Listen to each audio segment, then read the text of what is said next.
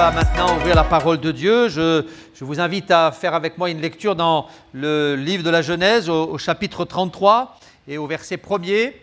J'ai eu à cœur de faire cette lecture dans la version du Semeur. Donc si vous n'avez pas la version du Semeur, les mots seront peut-être un peu différents. Mais comme je le disais, le message sera le même. Donc dans la Genèse au chapitre 33, au verset 1er, nous allons parler de Jacob. Jacob et sa famille, il est écrit « Jacob scruta l'horizon et aperçut Ésaü qui arrivait avec 400 hommes. Alors il repartit ses enfants entre Léa, Rachel et les deux servantes. Il plaça en tête les servantes et leurs enfants, puis Léa et les siens derrière eux, et finalement Rachel et Joseph. Lui-même passa devant eux, il se prosterna 7 fois jusqu'à terre avant d'arriver devant son frère. Ésaü courut à sa rencontre, il le prit dans ses bras et se jeta à son cou, puis l'embrassa. Tous deux se mirent à pleurer. Puis Ésaü leva les yeux et vit les femmes et les enfants. « Qui sont ceux qui sont là avec toi ?» demanda-t-il. Jacob répondit alors « Ce sont là les enfants que Dieu, dans sa grâce, a donnés à ton serviteur. Amen. » Voilà, j'aimerais revenir quelques instants sur ce court récit qui relate la rencontre entre Jacob et Ésaü, les deux frères ennemis de la Genèse. Et je voudrais vous parler donc de cette rencontre, de ces retrouvailles entre ces deux hommes. Ce que nous savons, c'est que Jacob avait passé de longues années loin des siens, loin de son père, loin de son frère, loin de ses racines, loin de sa famille. Il avait passé plus de 20 ans chez Laban, l'homme qui allait devenir plus tard son beau-père. Et là, pendant ces 20 longues années, il était en fuite, il fuyait Ésaü, tout simplement parce qu'il y avait eu une querelle. Il y avait eu un désaccord. Et ce désaccord était tellement profond que son frère Ésaü avait pris la décision de le tuer. Et face à la menace, craignant pour sa vie, Jacob, à la hâte, va faire ses valises et il va prendre la fuite, il va partir. Il lui avait volé la bénédiction, il lui avait volé le droit d'aînesse et il savait qu'Ésaü lui en voulait tellement que la situation ne pouvait pas être réparée. Alors il va partir et là il va se retrouver loin de chez lui, chez un homme qui s'appelait Laban.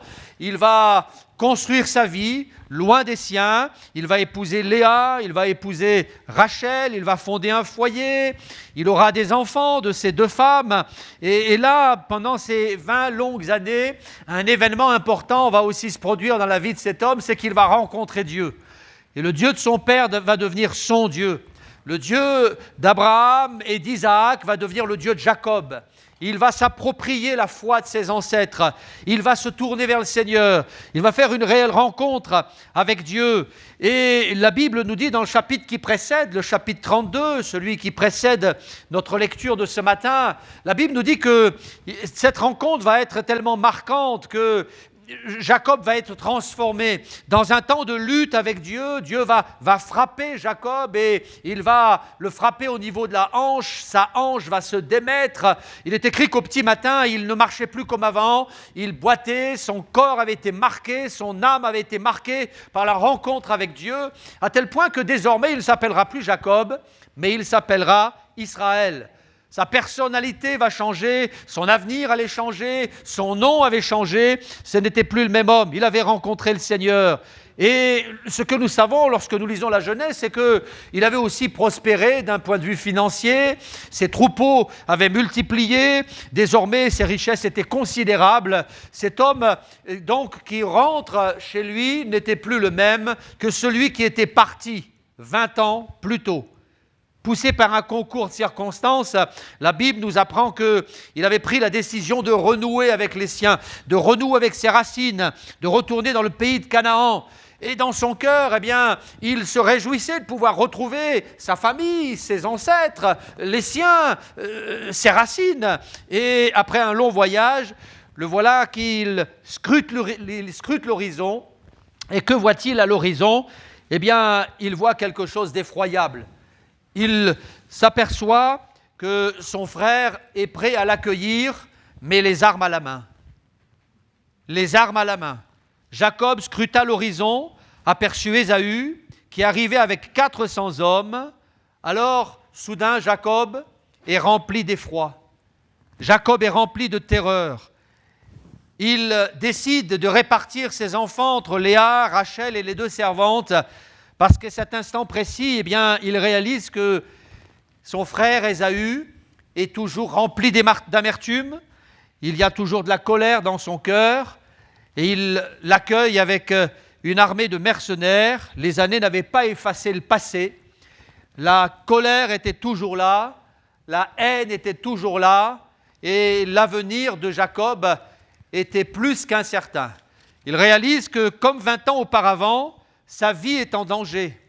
Il réalise que, comme 20 ans auparavant, la colère étant toujours là, non seulement il risque de perdre la vie, mais c'est sa famille qui est en danger.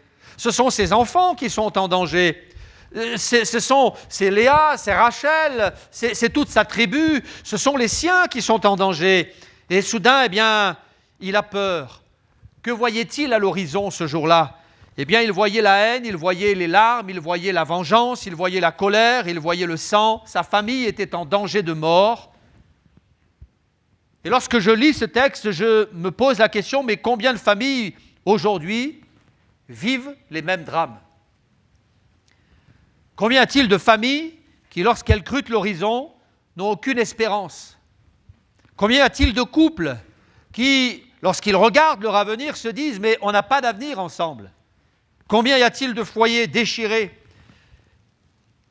Combien y a-t-il de foyers gangrénés par les querelles, par la haine, par la vengeance? Combien y a-t-il de couples condamnés, de couples en péril?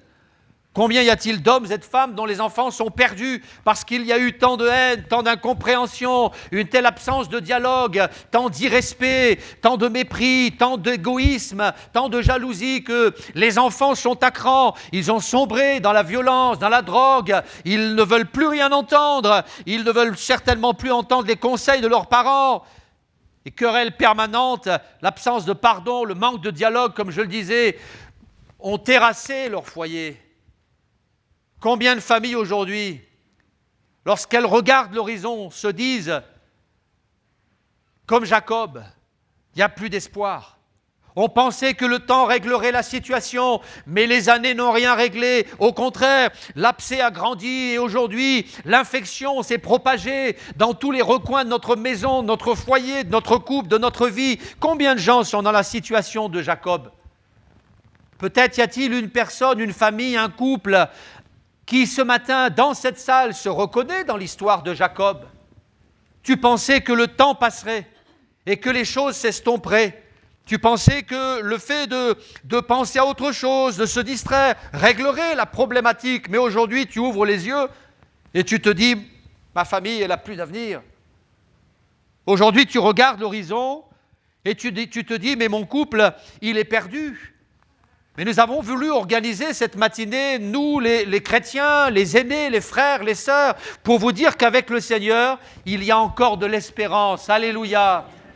Avec le Seigneur, ton horizon peut se déboucher, les choses peuvent changer. J'en veux pour preuve ce qui s'est passé dans le chapitre 33 de la Genèse. En quelques fractions de secondes, Dieu allait changer le cœur d'Ésaü. Lorsqu'Ésaü a rassemblé ses mercenaires et qu'il les a équipés, les armes au poing, ils se sont dirigés vers Jacob et là, ils s'apprêtaient à en découdre avec Jacob parce que dans le cœur d'Ésaü, comme je le disais, il y avait cette haine viscérale qu'il n'avait pas pu évacuer depuis toutes ces années. Et en chemin, quelque chose va se passer. Un miracle va se produire. Dieu va intervenir et Dieu va changer le cœur de cet homme. Et plus il s'approchait de son frère Jacob, et plus il sentait dans son cœur ces sentiments bouleversants. La présence de Dieu en lui était en train de recréer de l'amour pour son frère. Et cette haine, petit à petit, va être littéralement dissipée. Et cette haine va être transformée, changée. Il va être débarrassé de ces sentiments, ces vieux sentiments qui avaient pourri son existence pendant 20 ans. Dieu allait faire naître en lui des sentiments d'amour. Et c'est là que la réconciliation va avoir lieu. Il est écrit dans les versets qui suivent, au verset 4, « Soudain, Ésaü courut à sa rencontre, le prit dans ses bras, se jeta à son cou, il l'embrassa, et tous deux se mirent à pleurer. » Que s'était-il passé? Avait-il suivi une thérapie familiale? Avait-il fait un travail sur lui-même? Non. L'Esprit de Dieu était intervenu. Et Dieu avait agi. Ce que les hommes n'avaient pas pu faire, le Seigneur l'avait fait. Miraculeusement. Désormais, l'horizon de Jacob avait changé. Et lorsque Jacob regardait l'horizon, eh bien finalement, il se disait, il y a un avenir pour moi et pour les miens. Il y a un avenir pour ma famille, il y a un avenir pour mes enfants, il y a un avenir pour Léa, il y a un avenir pour Rachel. Et le ciel s'était éclairci, les craintes de Jacob avaient été dissipées. Alors moi, j'aimerais vous dire encore aujourd'hui, Dieu est capable de réparer les familles brisées. J'aimerais l'affirmer haut et fort. Il est capable d'apaiser les couples en souffrance. Il est capable de restaurer le dialogue. Il est capable de remettre le pardon. Il est capable de recréer de l'amour dans un foyer désuni. Il est capable de le faire. Il peut le faire. Il veut le faire. Et j'aimerais prophétiser ce matin, il va le faire. Oui, Dieu peut le faire et Dieu va le faire. Je crois que le Seigneur peut remettre de l'ordre dans une famille désordonnée, dans notre monde, dans le monde qui nous entoure. J'ai le sentiment qu'on retrouve toutes sortes de familles bizarres, toutes sortes de familles désordonnées, toutes sortes de familles bancales, avec des schémas familiaux, conjugaux, maladroits, inconfortables, des familles mal construites. Il y a des familles qui se disputent en permanence. À tel point que certains pensent que le fait de se disputer, c'est normal. J'ai été surpris parfois lorsque nous avons organisé, ma femme et moi, des colloques spéciaux, des séminaires spéciaux pour les couples, de remarquer que dans l'esprit des gens, pour beaucoup de personnes, le fait de se disputer, c'est normal. Une bonne dispute, ça fait du bien. Et à tel point que ça devient le quotidien de ces gens. On se dispute quotidiennement et les mots fusent, la colère est là, les portes claquent en permanence. Ah, mais une bonne dispute, ça fait du bien. Sauf que lorsque la dispute est là en permanence, il y a des mots qui marquent, qui blessent, qui cassent et qui restent là comme des plaies béantes. Sauf que lorsque la querelle devient quelque chose de monnaie courante, eh bien, souvent les querelles font naître des sentiments toxiques, nocifs, qui détruisent les relations. Il y a des familles qui se disputent en permanence. Il y a des familles où chacun fait ce qui lui plaît aussi. Chacun est son propre maître. Monsieur fait ce qui lui plaît, il rentre quand il veut. Madame fait ce qui lui plaît aussi, avec ses copines, ses collègues de travail. On ne se consulte pas, on est mariés, mais on veut quand même garder notre liberté. Et à tel point que finalement, les enfants font eux aussi ce qui leur plaise. C'est la politique de l'enfant roi. Sauf que la Bible dit que lorsque le roi est un enfant, alors le peuple est en péril. La nation est en péril. Et ces familles où chacun fait ce qui lui plaît ressemblent étrangement à ce qui se passait à l'époque des juges. Il est écrit à cette époque-là, chacun faisait ce qui lui semblait bon, mais c'était le chaos dans la nation. Et il y a des foyers qui ressemblent à l'époque des juges où chacun fait ce qui lui plaît. Et finalement, c'est le chaos. Il n'y a plus de structure, il n'y a plus de colonne vertébrale, il n'y a plus de solidité. Et dès que vient une tempête, eh bien la famille explose. Il y a aussi les familles où la mère est toute puissante. Je cherche. Où certaines mamans s'érigent en sorte de matrone, elles commandent, elles dirigent, elles imposent, elles influencent. Et là, dans ces situations-là, monsieur est tout penaud et il n'a plus qu'une seule chose à faire, s'asseoir dans son coin, à regarder son smartphone et à se taire. Et je crois que c'est une famille qui est dysfonctionnelle. Ce genre de schéma n'est pas le schéma que Dieu veut pour ta famille. Non, ce n'est pas le schéma que Dieu veut pour ta famille. Puis il y a aussi les familles où le père est tout-puissant, où le père est un véritable dominateur, violent, arrogant. Là encore, je crois que c'est une famille bancale. Et ce n'est pas ça que Dieu veut pour nos foyers. Et puis il y a aussi les familles où le père n'est ni tout-puissant ni violent, mais carrément absent. Il est parti. Il n'y a plus de papa. Tiens, d'ailleurs, il paraît qu'on n'a plus besoin de père. J'ai appris ça D'ailleurs, on nous le dit fréquemment, on n'a plus besoin de père. La maman peut se débrouiller, quelques aides sociales, un bon travail, et puis voilà, tout va bien dans le meilleur des mondes. Sauf que Dieu a créé la famille pour qu'il y ait un papa et une maman. C'est ce que nous révèle la parole de Dieu. Hélas, il y a de ces foyers où les pères sont partis, ou alors ils sont présents, mais ils ne sont pas là. Ils sont comme des ombres. Et je ne pense pas que ce soit le genre de famille que Dieu veut pour vous. Non.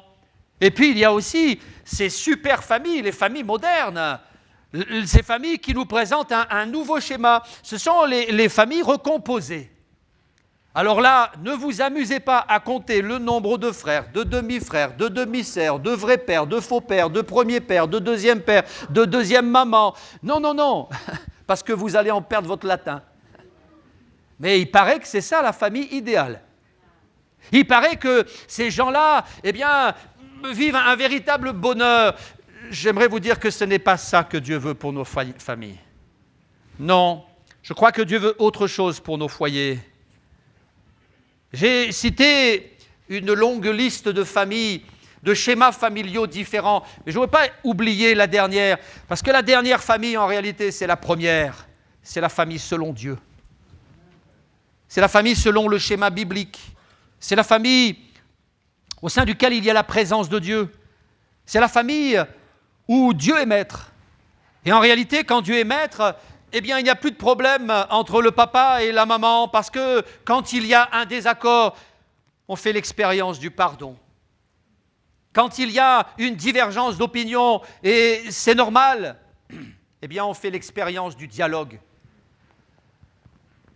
Aujourd'hui, quand il y a une divergence d'opinion, le dialogue s'estompe pour faire place au conflit, aux querelles. On campe sur ses positions et chacun veut avoir raison. Et c'est à celui ou celle qui sera le plus têtu. Et au final, il n'y a plus de dialogue. Et quand il n'y a plus de dialogue, il n'y a plus de pardon. Et quand il n'y a plus de pardon, il n'y a plus de paix. Et quand il n'y a plus de paix, il n'y a plus de famille. Que voyez-vous à l'horizon ? Voyez-vous, vous aussi, comme Jacob, un horizon obscurci par les querelles, par le désaccord, le manque de respect, le fait de vouloir avoir raison en permanence? Que voyez-vous? Dieu, lui, souhaite pour votre famille la réconciliation et le pardon. Il y a des ingrédients nécessaires, indispensables pour que nos foyers soient pérennes. Et parmi ces ingrédients, il y a le pardon. J'ai eu l'occasion de demander pardon à mes enfants lorsque j'ai failli dans ma mission. J'ai eu l'occasion de demander pardon à ma femme lorsque j'ai été orgueilleux, maladroit, égoïste. J'ai eu l'occasion de demander pardon à Dieu lorsque j'ai échoué dans mes relations avec ma famille. Et ces demandes de pardon ont été des victoires. Chaque fois qu'un homme demande pardon à sa femme, il neutralise l'ennemi. Chaque fois qu'un homme demande pardon à ses enfants, il ferme la bouche à l'ennemi. Je m'adresserai à vous, pères, à vous, hommes. Apprenez à demander pardon. Et sachez que quand on s'abaisse, on n'a jamais été aussi grand. Oui. Je m'adresserai à vous, mes sœurs. Apprenez à demander pardon à vos maris pour le mépris, le dédain, l'orgueil, les paroles blessantes. Apprenez à demander pardon à vos maris. Et sachez que quand une femme s'abaisse, elle n'a jamais été aussi grande. Ce jour-là, il y a eu le toucher de Dieu dans la famille de Jacob. Les deux frères se sont réconciliés Parce que Dieu était là. Dieu était là dans l'histoire de leur famille. Et quand Dieu est là dans l'histoire d'une famille, ça n'empêche pas les coups durs. Ça n'empêche pas les désaccords, parfois même les séparations. Là, Jacob et Ésaü se sont séparés. Mais quand Dieu est là dans l'histoire d'une famille, ça se termine bien. Et Dieu répare, et Dieu porte secours. Nos familles ne ressemblent pas à de longs fleuves tranquilles, mais quand Dieu intervient, Dieu répare, Dieu restaure. Dans le livre du prophète Malachie, au chapitre 4, au verset 6, il est écrit que Dieu ramènera le cœur des pères vers leurs fils et le cœur des fils vers leurs pères. Dieu est un Dieu de réconciliation entre les pères et leurs fils, les mères et leurs filles. Il souhaite aussi la réconciliation de l'époux avec l'épouse. Dieu ne souhaite pas la séparation, le divorce, le clash. Non, Dieu souhaite la réconciliation. Dans 1 Corinthiens, chapitre 7, il est écrit au verset 11, « Si elle est séparée, qu'elle demeure sans se marier ou qu'elle se réconcilie avec son mari. » La solution n'est pas la séparation définitive, mais la réconciliation. Et chaque fois que l'on est arrivé à se demander pardon et à reconstruire quelque chose, alors on en ressort plus grand et surtout on en ressort plus fort. Et vos couples seront plus forts après la crise si vous trouvez la solution à genoux devant le Seigneur. Dieu souhaite la réconciliation entre les parents, les enfants, entre l'épouse et l'époux, entre les frères, entre eux. La Bible nous dit dans Matthieu 5, au verset 23, « Si donc tu présentes ton offrande à l'autel et que là tu te souviennes que ton frère a quelque chose contre toi, laisse là ton offrande devant l'autel et va d'abord te réconcilier avec ton frère. Va d'abord te réconcilier. » Ma sœur, est-ce que tu sais que ton mari, c'est ton frère en Christ? Et il faut que tu expérimentes cette réconciliation avec ton mari. Va d'abord te réconcilier. Je voudrais dire et rappeler aujourd'hui que le Seigneur, c'est le Dieu de la réconciliation. J'aimerais dire et rappeler aussi que la famille, c'est une institution divine. La famille, selon le schéma biblique, c'est une institution divine. Nous avons besoin d'une famille.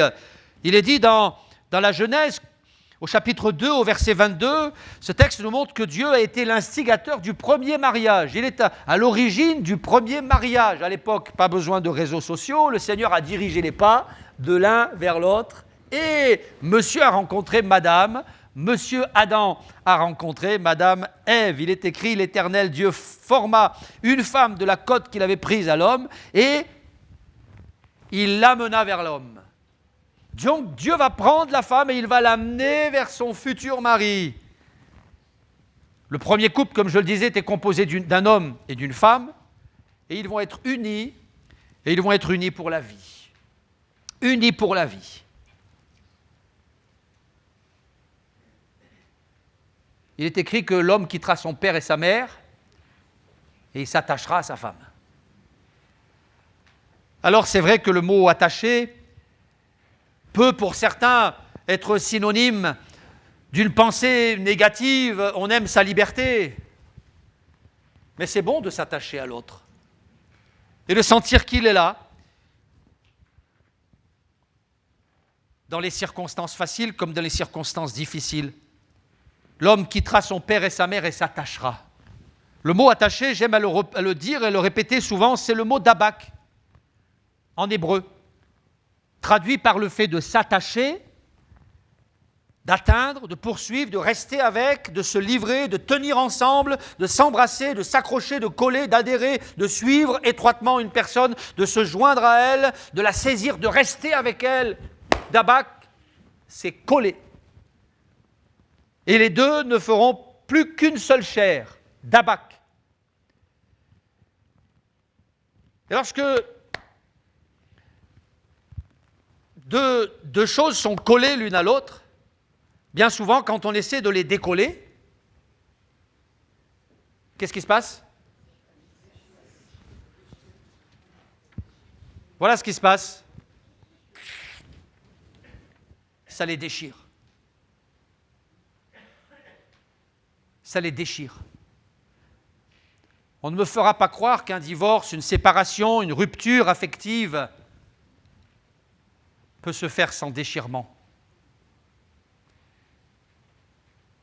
Et c'est ce que l'ennemi veut pour vous. Vous déchirer. Comment faire pour recoller deux feuilles qui ont été déchirées? On peut le faire avec du scotch, de la colle, mais ça laisse toujours des marques. On verra toujours, quand on regarde un peu plus près, les traces du passé. Là, il y a eu une plaie. Là, il y a eu une cassure. Là, il y a eu des souffrances. Là, il y a eu des blessures. Lorsque deux feuilles ont été déchirées, c'est tellement difficile de les recoller. C'est pourquoi j'aimerais que vous preniez la décision aujourd'hui de refuser cette pensée de la séparation, du clash, du déchirement, du divorce. Prenez la victoire sur l'ennemi de votre âme. Laissez le Seigneur vous restaurer. Acceptez que Dieu vous réconcilie. La famille, c'est une chose noble, une chose belle, une chose glorieuse que l'ennemi voudrait détruire. D'ailleurs, le mot famille, c'est un mot qui est récurrent dans le récit biblique. Le mot famille, on le retrouve dans de nombreux versets. Il y a premièrement le mot mishpachak. Mishpachak, c'est un mot qui est employé 223 dans les Bibles second. C'est un mot qui est traduit par famille, clan, tribu, parents, peuple, race. Et puis il y a un autre mot. C'est le mot bayit. Et là, ce mot, il est utilisé en hébreu 1718 fois dans nos Bibles. Et il est traduit par maison, famille, demeure, forteresse, prison. Le mot bayit, c'est la maison, la famille, la demeure, la forteresse, la prison. Et moi, j'ai été intrigué par ce mot. Et j'ai réalisé qu'en réalité, dans l'esprit de certaines personnes perçoivent la famille comme une prison. Un lieu où on ne peut pas sortir, où on est malheureux, où on est coincé, brimé, brisé, abîmé. Et puis il y a les autres, ceux qui, habités par l'Esprit de Dieu, ayant fait l'expérience de la réconciliation, vivant ce véritable amour, celui qui vient d'en haut, et qui ont su construire un foyer selon les principes bibliques, et qui sont conduits par l'Esprit. Pour eux, en réalité, la famille, eh bien, elle est synonyme de forteresse protectrice. Le mot bayit, qui est traduit par maison, famille, demeure, prison, mais aussi forteresse. J'aimerais vous inviter à faire de vos familles des forteresses, non pas pour emprisonner les vôtres, mais pour empêcher l'ennemi d'y entrer. Parce qu'une forteresse, on ne peut pas la pénétrer. Et Dieu voudrait faire de vos familles des forteresses, un lieu protecteur où on se sent bien, à l'abri, à l'abri. À l'abri des intrusions, à l'abri du péché, à l'abri des agressions de ce monde. Faites en sorte, messieurs, mesdames, mes frères, mes sœurs, de construire une famille qui ressemble à un cocon, où vos enfants auront envie de revenir en permanence, et non pas le contraire. Il y a les familles où les enfants n'attendent qu'une seule chose, c'est l'heure du grand départ, le moment où on pourra enfin prendre son envol. Combien de familles sont comme ça ?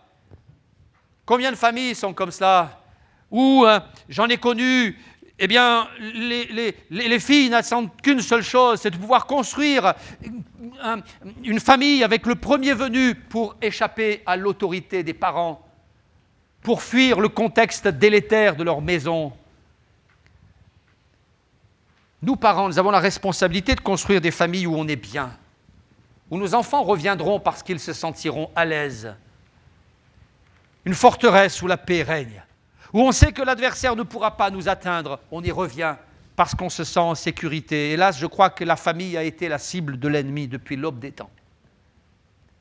Et depuis l'aube des temps, des familles se déchirent, en commençant par Caïn et Abel, où la haine et la rancune avaient tout détruit chez ces hommes et allaient ruiner leur vie. La haine et la rancune. Je raconte souvent cette expérience, témoignage que j'ai vécu et qui m'a marqué. Et j'aimerais vous le rappeler, vous le raconter. Il y a longtemps de cela, j'étais au culte et à la fin du culte, j'ai vu deux hommes s'approcher de moi. Et j'avais salué tous les chrétiens, et les chrétiens étaient partis. Je me suis retrouvé seul en face de ces deux hommes. Et ces deux hommes m'ont dit, « C'est vous le pasteur ? Oui, on aimerait vous parler. » J'ai dit, « Bien, pas de souci. Oui, mais moi, j'aimerais vous parler en privé. » Alors j'ai dit, « Ok, on va basculer dans le bureau. » Et voilà que je me retrouve assis au bureau avec un homme en face de moi, et il m'explique. Ce matin, dimanche matin, je me suis réveillé tôt. Je me suis habillé. Je me suis levé. Et j'ai décidé d'aller trouver mon ex-femme. Alors j'ai traversé la ville à pied, j'ai traversé la place centrale, et là, je me dirigeais vers le logement de mon ex-femme, chez laquelle il y a ma fille. Et voyez-vous, mon ex-femme refuse que je voie ma fille. Et ce matin, je me suis levé et j'ai dit, je vais aller chez mon ex-femme. Et j'avais pris la décision de la tuer. Et sur la place centrale, la place du marché, j'ai rencontré des gens, bien habillés, la Bible sous le bras, et ces gens m'ont dit, venez avec nous à l'église. Alors je les ai suivis, je ne sais pas pourquoi, et me voici à votre culte, et je vous ai entendu parler. Et en entendant la prédication de l'évangile, cet homme a changé de cœur. Un peu comme Ésaü qui se dirigeait vers Jacob, l'arme au poing. Et cet homme s'est dit, mais c'est certainement pas un hasard. Si ces gens m'ont croisé sur la place publique, s'ils m'ont ramené dans cette église, si j'ai entendu la prédication de la parole, c'est pas un hasard. Et monsieur le pasteur, pour la première fois de la vie, j'ai entendu le message de l'évangile. Et pour la première fois de ma vie, je réalise que j'ai fait fausse route. Je voulais tuer ma femme. Et aujourd'hui, je vous demande de prier pour moi. Je veux changer. Je renonce à mes projets. Je veux me laisser conduire par Dieu. Et alors qu'il était en train de parler, que je lui parlais de Jésus, cet homme a commencé à pleurer. Jusqu'à un moment où il a mis sa main dans sa poche et il a sorti une arme à feu.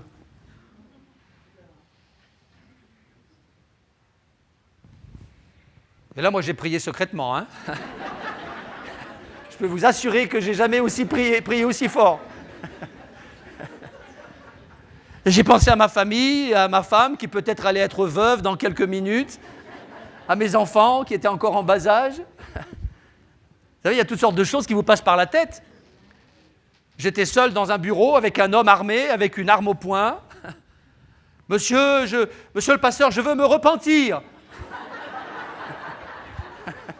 Je peux vous assurer que ça fait quelque chose. Hein.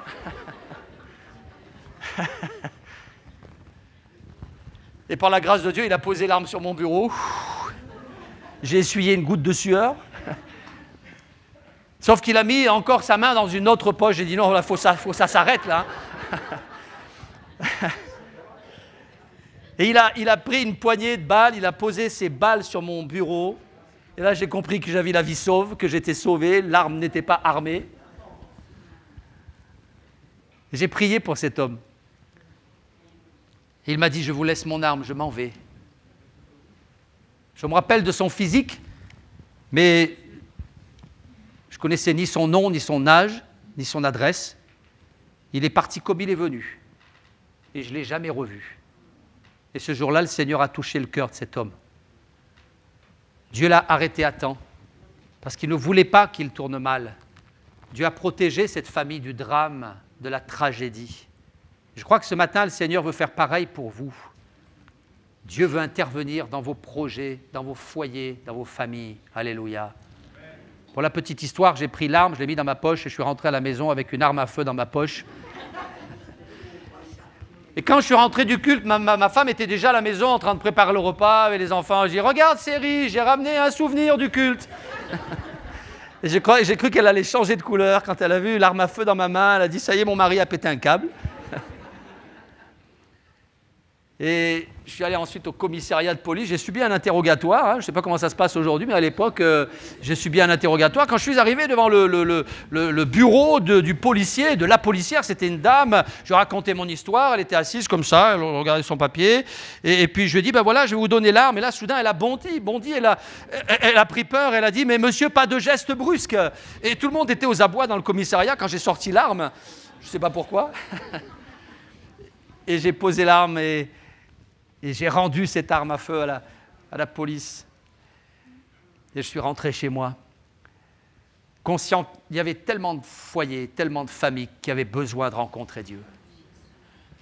Je ne sais pas quels sont tes projets pour ta famille. Je ne sais pas quels sont tes sentiments, tes pensées. Il y a peut-être ce matin quelqu'un qui a des pensées folles et la haine, la rancune, l'absence de pardon, les querelles sont arrivées à un tel niveau et c'est tellement insupportable que vous avez peut-être décidé de mettre un terme à la relation, de divorcer, de partir, de tout casser. Mais j'aimerais te dire que ça, c'est le projet de l'ennemi. L'ennemi a, depuis l'aube des temps, ciblé la famille. Caïn et Abel en sont un exemple. Ésaü et Jacob sont un autre exemple. David et Michal sont encore un autre exemple.